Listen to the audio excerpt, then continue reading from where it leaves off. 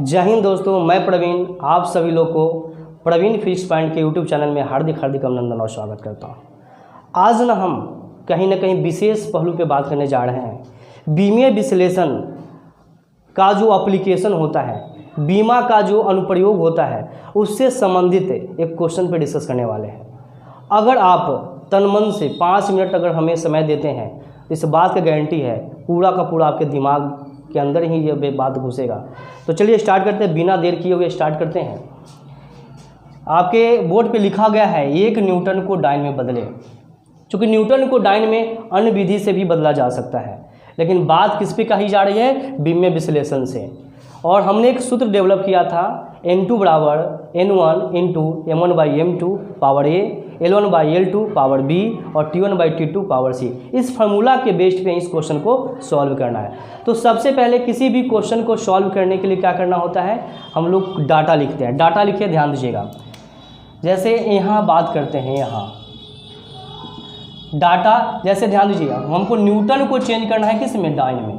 हमको न्यूटन को चेंज करना है डाइन में। देखिए यह न्यूटन मात्रक हो गया और यह जो देख रहा है यह क्या है? आंकिक मान है। क्या है? आंकिक मान। यानी 1 न्यूटन के जगह डाइन के कुछ ना कुछ वैल्यू आएगा। मान लीजिए x मानेगा, तो यही वैल्यू क्या करना है? हम लोग को निकालना है। तो जो मान दिया हुआ है ना, उसको हम लोग कहते हैं N1। क्या कहते हैं? N1 क्या दिया है? 1। और निकालना कौन सी है? यहाँ पे जो x लिखा है हमने, मान लेते हैं N2 है। N2 यही मान आपको निकालना है। क्लियर? अब देखिए कुछ लोग यहाँ पे फंसेंगे, कहेंगे यहाँ पर M1, L1 और T1 का मान तो नहीं दिया, लेकिन जानते हैं ना कुछ बेसिक इन्फॉर्मेशन आपके पास होना चाहिए। यदि बेसिक इन्फॉर्मेशन आपके पास होता है तो आप इजीली इस क्वेश्चन को सॉल्व कर लेंगे। यहाँ पर क्या चाहिए समझिए। MKS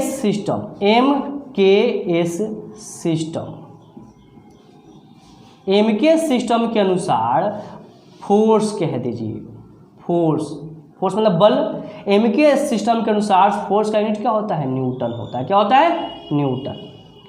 और CGS सिस्टम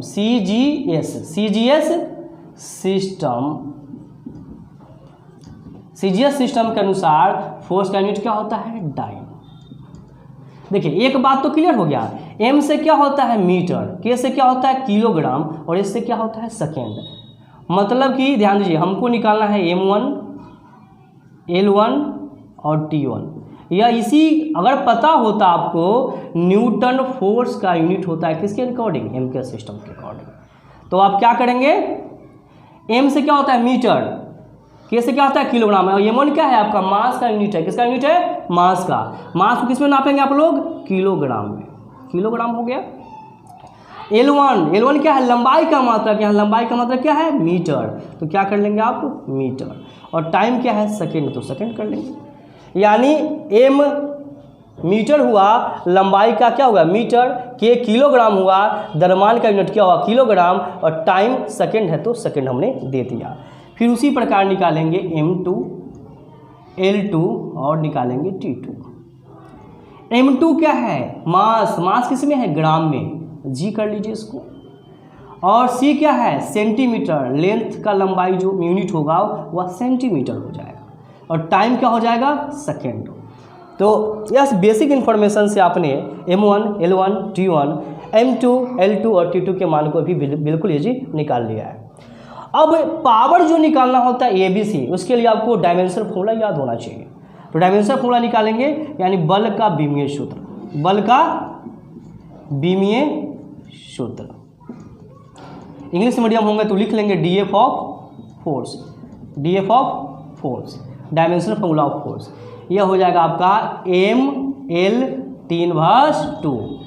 ठीक है। अब M का जो पावर है वह कहलाता है A। मतलब यहाँ अगर बात करेंगे तो M का पावर कितना है? 1 है, तो ये हो जाएगा। L का पावर होता है B, तो B कितना? 1 हो जाएगा। और C कितना है? T का जो पावर है वह C होता है, यानी -2। देखिए सबसे पहले जो मान दिया हुआ था N1 कहलाया, जो निकालना है वह n2 कहलाया। मतलब कि हर एक मात्रक पद्धति के अनुसार किसी भौतिक राशि का आंकिक मान अलग अलग होता है। तो ये न्यूटन एम के सिस्टम के अनुसार आंकिक मान 1 था, तो सीजीएस के अनुसार आंकिक मान क्या होगा उसी चीज़ को निकालना है। तो n1 आपको दिया था, n2 निकालना है। एम के सिस्टम के अनुसार हमने m1 l1 t1 m2 l2 t2 का हर चीज़ का मान हमने निकाल लिया है। और विमीय सूत्र जो पावर निकालना होता है उसके लिए आपको विमीय सूत्र पता होना चाहिए। चलिए अब सूत्र पे बात करते हैं। सूत्र क्या है? सूत्र कहता है n2 n1 m1 by m2 power a, l1 by l2 power b और t1 by t2 power c। यही सूत्र है ना। अब मान पुट कर लीजिए। n1 का मान कितना है? 1 डाल दिया हमने। m1 क्या है? किलोग्राम kg कर दीजिए। m2 क्या है? ग्राम में ग्राम कर दीजिए। पावर क्या है? 1 तो 1 डाल दो। l1 किस में है? मीटर कर दो। l2 किस में है? सेंटीमीटर कर देंगे। पावर क्या हुआ? 1। टाइम क्या है? सेकेंड। और ab क्या है? सेकेंड। -2 डाल दिया। इसमें क्या करना है? जो बड़ा यूनिट है ना सर, उसको छोटा यूनिट में कन्वर्ट कर लीजिए। तो बड़ा कौन सी है? किलोग्राम। अब बताइए 1 किलोग्राम में कितना ग्राम? तो 1000 ग्राम। 1000 ग्राम हो गया। बटा क्या करेंगे? ग्राम कर लेंगे।